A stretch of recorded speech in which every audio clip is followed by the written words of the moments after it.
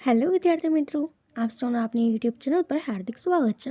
તો આજે હું તમારા માટે લઈને આવી ગઈ છું ધોરણ 8 વિષય ગણિત પાઠ 11 સમપ્રમાણ અને વર્ષ પ્રમાણના સ્વાધ્યાય 11.1ના તમામ પ્રશ્નોના ઉત્તરોની સમજૂતી, તે પણ આપણે ગણિતની નવી બુક પ્રમાણે। તે પહેલાં તમે જો આપણી ચેનલને લાઇક અને સબસ્ક્રાઈબ ન કરી હોય તો તે જરૂરથી કરી દેજો। તો ચાલો આપણે આ સ્વાધ્યાયના તમામ પ્રશ્નોના ઉત્તરોની સમજૂતી મેળવીએ। તો અહીં આપણા સ્વાધ્યાયનો પહેલો પ્રશ્ન છે, એક રેલવે સ્ટેશન પર કાર પાર્કિંગનો દર નીચે પ્રમાણે છે। 4 કલાકના 60 રૂપિયા, 8 કલાકના 100 રૂપિયા, 12 કલાકના 140 રૂપિયા, 24 કલાકના 180 રૂપિયા। ઉપરોક્ત પાર્કિંગના દર તેમને અનુરૂપ સમય સાથે સમપ્રમાણમાં છે કે નહીં તે ચકાસો। તો ચાલો તે આપણે ચકાસીએ। તો સૌપ્રથમ કાર પાર્કિંગનો દર પ્રતિ કલાક મુજબ આપણને આપ્યું છે કે x1 બરાબર 60/4 કે 4 કલાકના 60 રૂપિયા છે, તો તે થશે 15। એના પછી x2 8 કલાકના 100 રૂપિયા એટલે 100/8 એટલે તે થશે 12.50। એના પછી x3 તો 140/12 તો તે થશે 11.67 અને x4 એટલે 180/24 એટલે તે થશે 7.50। તો અહીં x1 does not equal to x2 does not equals to x3 does not equals to x4 છે, માટે તે વ્યસ્ત પ્રમાણમાં છે। તો આમ કાર પાર્કિંગનો દર તેને સમય અનુરૂપ સાથે સમપ્રમાણમાં નથી। એના પછીનો આપણો બીજો પ્રશ્ન છે, એક રંગના મૂળ મિશ્રણના 8 ભાગમાં એક ભાગ લાલ રંગ મેળવીને મિશ્રણ તૈયાર કરેલો છે। નીચેના કોષ્ટકમાં મૂળ મિશ્રણનો ભાગ શોધો। તો અહીં આપણને આપેલું છે કે જે લાલ રંગ છે એમાં એક ભાગ અને મૂળ મિશ્રણ 8 છે, અને નીચેના જે ભાગ છે તે આપણે મેળવવાના છે। તો અહીં સૌપ્રથમ આપણે લખીએ કે એક રંગના મૂળ મિશ્રણમાં 8 ભાગમાં એક ભાગ લાલ રંગ મેળવીને મિશ્રણ તૈયાર કરેલું છે। ધારો કે જો લાલ રંગના ભાગ અનુક્રમે x1 બરાબર 1, x2 બરાબર 4, x3 બરાબર 7, x4 બરાબર 12 અને x5 બરાબર 20 હોય તો મૂળ મિશ્રણના ભાગ અનુક્રમે y1, y2, y3, y4 અને y5 થશે। આમ આ તમને ભાગ પ્રમાણે સમપ્રમાણમાં થશે। તો માટે આપણે લખી શકીએ કે x1/x2 x1/y1 x2/y2 બરાબર x3/y3 બરાબર x4/y4 બરાબર x5/y5। તો અહીં આપણને માહિતી આપેલી છે કે x1 બરાબર 1 છે અને y1 બરાબર 8 છે। તો જો આપણે તેનો ગુણોત્તર લઈએ તો x1/y1 બરાબર 1/8 થાય। એવી જ રીતે જો x2/y2 x3/y3 x4/y4 અને x5/y5 કરીએ તો તે પણ આપણો 1/8 થશે, કારણ કે તે બધા જ સરખા છે। તો અહીં સૌપ્રથમ આપણને આપેલું છે કે જે x1 છે 4 છે અને y2 આપણે શોધવાનો છે। તો માટે 4/y2 બરાબર 7/y3 બરાબર 12/y4 બરાબર 20/y5 બરાબર 1/8। અહીં આપણને જે x છે એની કિંમત આપી છે અને y આપણે શોધવાના છે। તો તેના માટે આપણી પાસે થશે કે જે બધા જ પદ આવ્યા તેને આપણે સરખાવી દઈએ। તો 4/y2 બરાબર 1/8, તો આપણને y જે છે એ મળશે 32। એવી જ રીતે 7/y3 બરાબર 1/8, તો આપણને y3 જે છે 56 મળશે। એવી જ રીતે 12/y4 બરાબર 1/8, તો y4 આપણને 96 મળશે। 20/y5 બરાબર 1/8, તો y5 આપણને મળશે 160। તો આપણે આ પ્રમાણે તેને શોધી શકીએ। એના પછીનો આપણો ત્રીજો પ્રશ્ન છે કે પ્રશ્ન 2માં જો લાલ રંગના પદાર્થના એક ભાગ માટે 75 મિલી મૂળ મિશ્રણ જોઈએ તો 1800 મિલી મૂળ મિશ્રણના કેટલા ભાગનો લાલ રંગનો પદાર્થ જોઈશે। તો સૌપ્રથમ એના માટે અહીં આપણે લખીએ કે અહીં આપણને x1 આપણને 1 આપ્યું છે, y1 75 આપ્યા છે, x2 આપણે શોધવાનું છે અને y2 આપણને 1800 આપ્યા છે। તો અહીં આપણે ગુણોત્તર લઈ લઈએ કે x1/y1 બરાબર x2/y2। તો અહીં આપણને x1 આપ્યો છે 1 અને y1 આપ્યો છે 75, એના બરાબર x2 શોધવાનો છે અને y2 આપણને આપ્યો છે 1800। તો માટે x બરાબર 1800/75, તો તે આપણને પાસે થશે 24। આમ મૂળ મિશ્રણમાં 24 ભાગનો લાલ રંગનો પદાર્થ જોઈશે। તો હવે એના પછીનો આપણો ચોથો પ્રશ્ન છે કે ઠંડા પીણા બનાવતી એક ફેક્ટરીમાં એક યંત્ર 6 કલાકમાં 840 બોટલ ભરે છે, તો આ યંત્ર 5 કલાકમાં કેટલી બોટલ ભરશે। તેના માટે આપણે ધારી લઈએ કે ધારો કે 5 કલાકમાં મશીન x બોટલ જેટલું ઠંડુ પાણી ભરે છે। અહીં સમપ્રમાણતા પરથી નક્કી કરાય કે x1 બરાબર 6, y1 બરાબર 840, y2 બરાબર x2 બરાબર 5 અને y2 બરાબર શોધવાના છે. તો ગુણોત્તર લઈ લઈએ x1 છેદમાં y1 બરાબર x2 છેદમાં y2. તો અહીં આપણને x1 આપ્યો છે 6, y1 આપ્યો છે 840, x2 આપણી પાસે છે 5 અને y2 આપણે શોધવાનો છે. તો y2 બરાબર 840 ગુણ્યા 5/6. તો આપણને y2 જે છે મળશે 700. તો આમ યંત્ર 700 બોટલ જેટલું ઠંડુ પીણું ભરશે. તો હવે એના પછીનો આપણો 5મો પ્રશ્ન છે કે એક જીવાણુ એટલે કે બેક્ટેરિયાના ચિત્રને 50,000 ગણું મોટું કરતાં તેની લંબાઈ 5 સેન્ટીમીટર થાય છે, જે આકૃતિમાં બતાવેલી છે. તો આ જીવાણુની વાસ્તવિક લંબાઈ કેટલી હશે? હવે જો ચિત્રને 20,000 ગણું કરવામાં આવે તો તેની લંબાઈ શોધો. તો અહીં આપણને આની જે આકૃતિ છે તે આ પ્રમાણેની આપેલી છે. તો આપણે લખીએ કે અહીં બેક્ટેરિયાના ચિત્રને મોટું કરતાં લંબાઈ પણ વધે છે. આમ અહીં સમપ્રમાણતા છે.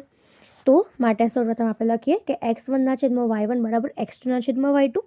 તો આપણી પાસે સૌપ્રથમ x1 જે છે એ છે 50,000, એના છેદમાં y1 છે 5, એના બરાબર x2 છે 1 અને y2 શોધવાનો છે. તો y2 બરાબર 5 ગુણ્યા 1 છેદમાં 50,000. તો તે આપણી પાસે થશે કે 5 ગુણ્યા 1 ભાગ્યા 50,000. તો અહીંથી આપણી પાસે નીચે 10,000 બનશે. તો એને જો આપણે ઉપર લઈ જઈએ તો તે આપણી પાસે થશે 10⁻⁴. તો હવે આમ જીવાણુની લંબાઈ 10⁻⁴ હશે. હવે એના પછી જો આપણને ચિત્રને 20,000 ગણું મોટું કરવામાં કીધું છે તો તેના માટે પણ આપણે ગુણોત્તર લઈએ કે x1 છેદમાં y1 બરાબર x3 છેદમાં y3. તો આપણી પાસે x1 છે 5,000 છેદમાં 5, એના બરાબર 20,000 છેદમાં 3. તો અહીં આપણને y3 જે છે એ 2 મળશે. તો આમ ચિત્રને જો 20,000 ગણું મોટું કરવામાં આવે તો તેની લંબાઈ આપણને 2 સેન્ટીમીટરની મળશે. એના પછીનો છઠ્ઠો પ્રશ્ન છે કે એક વહાણને પ્રતિકૃતિમાં તેની કુવાથંભથી ઊંચાઈ 9 સેન્ટીમીટરની છે અને વાસ્તવિક વહાણમાં તેની ઊંચાઈ 12 મીટરની છે. હવે જો વાહનની લંબાઈ 28 મીટરની હોય તો તેની પ્રતિકૃતિની લંબાઈ શોધો. તો સૌપ્રથમ આપણે લખીએ કે અહીં x1 બરાબર 28 આપ્યા છે, y1 બરાબર 12 આપ્યા છે, x2 શોધવાનો છે અને y2 આપણને 9 આપ્યા છે. તો જો ગુણોત્તર લઈએ તો x1 છેદમાં y1 બરાબર x2 છેદમાં y2. અહીં x1 આપણને 28 આપ્યા છે, y2 આપણા 12 છે, એના બરાબર x2 શોધવાના છે અને y2 આપણને 9 આપ્યા છે. તો x2 બરાબર 28 ગુણ્યા 9 ભાગ્યા 12. તો તે આપણને મળશે 21. આમ એની પ્રતિકૃતિની લંબાઈ જે છે 21 સેન્ટીમીટરની થશે. એના પછીનો આપણો 7મો પ્રશ્ન છે કે જો 2 કિલોગ્રામ ખાંડમાં રહેલા સ્ફટિકોને સંખ્યા એ 9 × 10⁶ હોય તો નીચે દર્શાવેલ જથ્થામાં કેટલા સ્ફટિકો હશે? તો આપણો પહેલો જથ્થો છે 5 કિલોગ્રામ, એનો બીજો જથ્થો છે 1.2 કિલોગ્રામ. તો સૌપ્રથમ જો આપણે 5 કિલોગ્રામ માટે લખીએ તો એનું y1 જે છે x1 જે છે આપણને 2 મળશે. એના પછી y1 એટલે કે આપણા સ્ફટિકની સંખ્યા એ આપણને 9 × 10⁶ થશે. x2 જે છે એ આપણને 5 કિલોગ્રામ આપ્યું છે અને y2 આપણે શોધવાનો છે. તો આપણે સૌપ્રથમ એનો ગુણોત્તર લઈએ તો તે આપણી પાસે થશે કે x1 છેદમાં y1 બરાબર x2 છેદમાં y2. x1 2, y1 9 × 10⁶ બરાબર x2 5 અને y2 શોધવાના છે. તો y2 બરાબર 9 × 10⁶ ગુણ્યા 5/2 એટલે તે આપણી પાસે થશે કે 5.4 × 10⁶. તો માટે આમ 5 કિલોગ્રામ ખાંડમાં રહેલા સ્ફટિકોની સંખ્યા 22.5 ગુણ્યા 10⁶ થશે. એના પછીનો બીજું છે કે 1.2 કિલોગ્રામ. તેના માટે આપણે લખી શકીએ કે અહીં x1 બરાબર 2, y1 બરાબર 9 × 10⁶, x2 1.2 અને y2 શોધવાના છે. તો અહીં x1 છેદમાં y1 બરાબર x2 છેદમાં y2. તો 2 છેદમાં 9 × 10⁶ બરાબર 1.2 છેદમાં y2. તો y2 આપણને મળશે 22.5 10⁶. તો હવે એના પછીનો આપણો 8મો પ્રશ્ન છે કે રશ્મિ પાસે 1 સેન્ટીમીટર બરાબર 18 કિલોમીટર પ્રમાણ માપ ધરાવતો એક સડક માર્ગનો નકશો છે. હવે જો તે આ સડક માર્ગ પર 72 કિલોમીટરનું અંતર કાપે છે તો તેના દ્વારા કાપેલા અંતર નકશામાં કેટલું દર્શાવ્યું હશે? તો અહીં આપણને સૌપ્રથમ લખીએ કે રોડ પર કપાતું અંતર તથા નકશામાં દર્શાવેલું અંતર એ બંને વધે છે, માટે તે સમપ્રમાણમાં હોય. તો અહીં આપણને x1 જે છે એ 18 આપેલા છે, y1 જે છે એ 1 સેન્ટીમીટર આપેલો છે, x2 જે છે એ 72 કિલોમીટર છે અને આપણે y2 છે એ શોધવાનો છે. તો આપણે સૂત્ર લખીએ કે x1 છેદમાં y1 બરાબર x2 છેદમાં y2 એટલે કે 18/1 બરાબર 72 છેદમાં y2. તો તે આપણને મળશે y2 બરાબર 4. આમ નકશામાં દર્શાવેલું અંતર એ 4 સેન્ટીમીટરનું હશે. એના પછીનો આપણો 9મો પ્રશ્ન છે કે 5 મીટર અને 60 મીટર ઊંચા શિરોલંબ થાંભલાના પડછાયાની લંબાઈ 3 મીટર અને 20 સેમી છે. આ જ સમયે 10 મીટર અને 50 સેન્ટીમીટર ઊંચા થાંભલા પર પડછાયાની લંબાઈ શોધો. બીજું 5 મીટર લંબાઈનો પડછાયો હોય તેવા થાંભલાની ઊંચાઈ શોધો.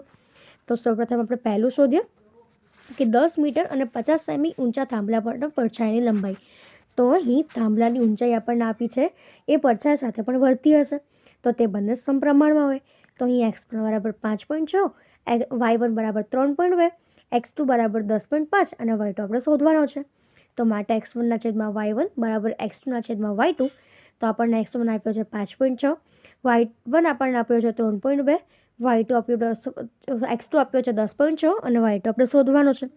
તો માટે y2 બરાબર 3.2 ગુણ્યા 10.5 ના છેદમાં 5.6. તો આપણને y2 જે છે એ 6 મીટરનો મળશે. આમ જે 10 મીટર અને 50 સેમી ઊંચા થાંભલાની પડછાયાની લંબાઈ 6 મીટરની થશે. એના પછીનો આપણો બીજો પ્રશ્ન હતો કે 5 મીટર લંબાઈનો પડછાયો હોય તેવી થાંભલાની ઊંચાઈ શોધો. તો અહીં આપણને y2 આપ્યો છે અને x2 શોધવાનું છે. તો અહીં x1 બરાબર 5.6, y1 બરાબર 3.2, x2 શોધવાનો છે અને y2 આપણને 5 આપ્યો છે. તો અહીં x1 છેદમાં y1 બરાબર x2 છેદમાં y2. તો 5.6 છેદમાં 3.2 બરાબર x2 છેદમાં 5. તો માટે y2 બરાબર 8.75. તો આમ 5 મીટર લંબાઈનો પડછાયો હોય તેવા થાંભલાની ઊંચાઈ 8.75 મીટરની હશે. તો હવે એના પછીનો આપણો 10મો પ્રશ્ન છે કે એક ભારવાહક ખટારો 25 મિનિટમાં 14 કિલોમીટર અંતર કાપે છે. આ જ ઝડપે ગતિ કરે તો 5 કલાકમાં કેટલું અંતર કાપે? તો એના માટે સૌપ્રથમ આપણે લખીએ કે અહીં જેમ જેમ અંતર વધે છે તેમ તેમ ખટારા દ્વારા વધતું અંતર કપાય છે. અહીં બે સમપ્રમાણમાં છે.